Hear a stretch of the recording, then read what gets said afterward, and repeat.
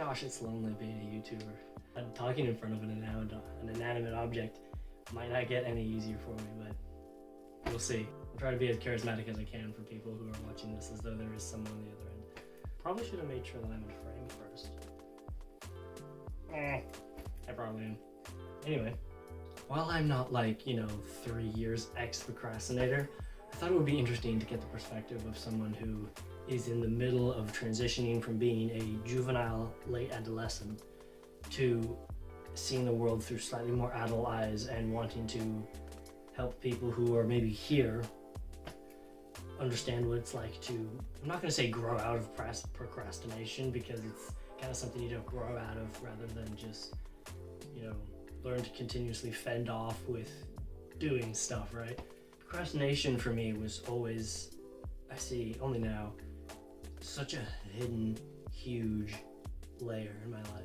I wanted to get something done, but I wanted it placed in my lap. I would give a reasonable excuse after reasonable reason why I wasn't ready for said thing, or why something that needed done could have been avoided, and I got really good at convincing myself that was,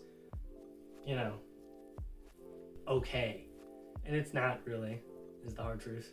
I would, if it were my way, narrow this down into like 3 or 4 points or hints or tips or tricks for like people like me who are just chronic procrastinators and wanting something done, but thinking you could just think it done. That's not how it works, and it'll never be how it works. So I will try to summarize a thing that I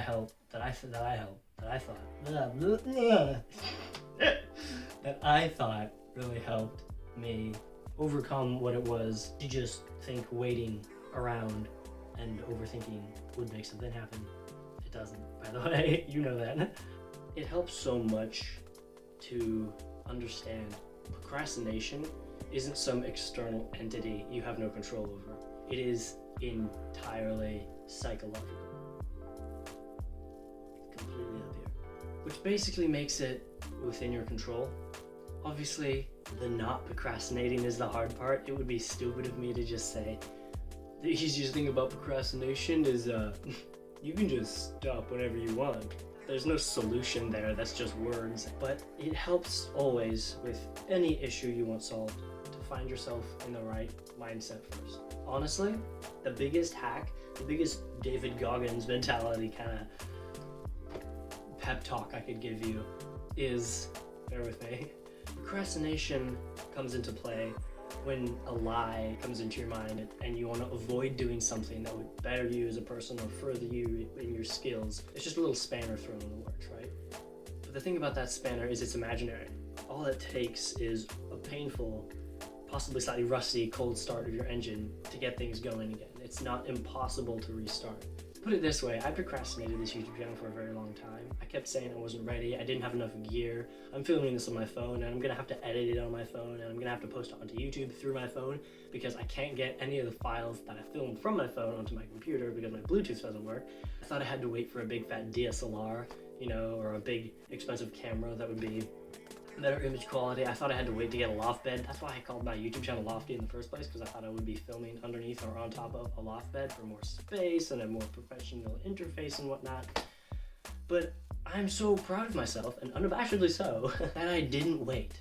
That I didn't wait for A, B, and C to come together before I was okay with anything happening. This is very messy. The biggest defense you have against procrastination is so simple, and it's just baby steps.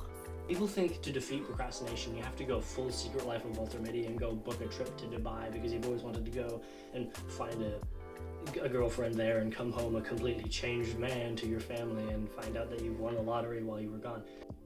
Not gonna say that couldn't be a solution for some people, but I am gonna say that's vastly unrealistic. Baby steps are basically the small defense you have against every little lie of procrastination that comes into your life in any way, shape, or form. What's the word? Reasonable excuses, or decently defendable reasons, come into your lane and overtake you. The more you move, the more momentum you're going to gain, and then the less you're going to want to procrastinate, because you're seeing the fruit of what you love doing. You're seeing the fruit of what you're doing. You're seeing a little bit of money in the bank, you're seeing your subscriber count go up. Whatever it is, the fuel is the doing it. I've started to lose tolerance for these like Pinterest board pictures that say things like never stop dreaming. Dreaming's exhausting. The fulfillment comes when you do said thing, when you see said dream come to fruition and manifestation.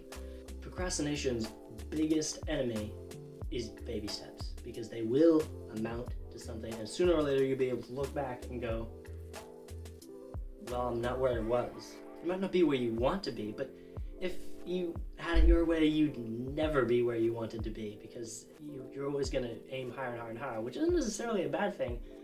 But more importantly, it's really, really important to look back over your shoulder, having accumulated all those baby steps, and say, I'm not where I was.